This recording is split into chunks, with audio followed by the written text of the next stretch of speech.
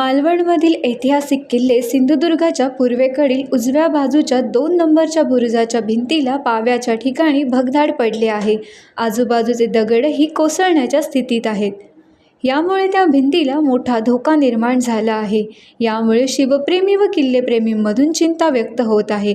याबाबत सिंधुदुर्ग किल्ले रहिवासी संघाचे अध्यक्ष मंगेश सावंत यांनी या भगदाडाची पाहणी करत माहिती दिली आहे. यापूर्वी समुद्राच्या ज्या बाजूने लाटा धडकतात त्या पश्चिम व दक्षिण भागातील भिंतींना यापूर्वी काही तडे गेले आहेत. आता लाटांचा मारा न होणाऱ्या पूर्वेकडील बाजूच्या भिंतींचे दगड कोसळत असतील तर ती चिंतेची बाब असल्याचे मंगेश सावंत यांनी म्हटले आहे. नमस्कार, मी सिंधुदुर्ग किल्ला रहिवासी मंगेश सावंत.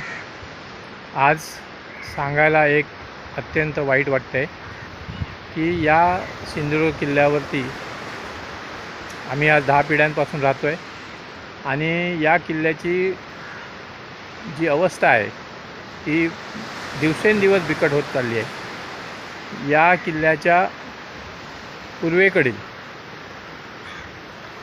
उजव्या बाजूच्या 2 नंबरच्या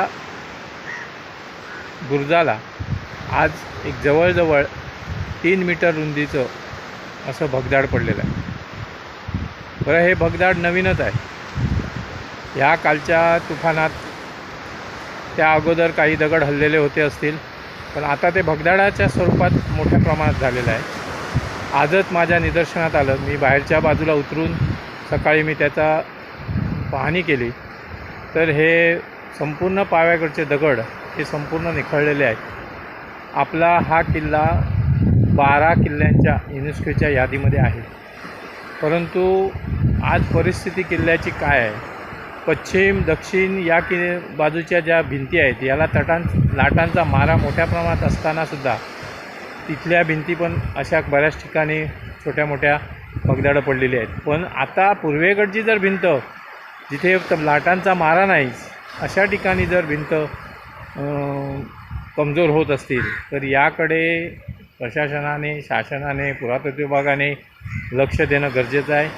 पुरातत्व विभाग संपूर्ण झोपलेला आहे, कसलंही त्यांना पडलेलं नाही.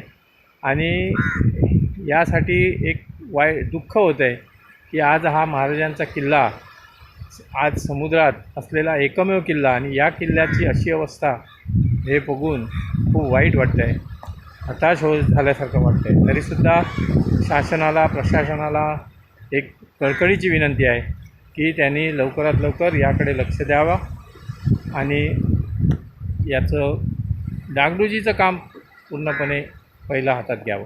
धन्यवाद.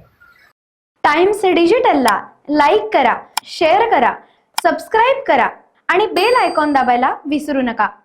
Times digital.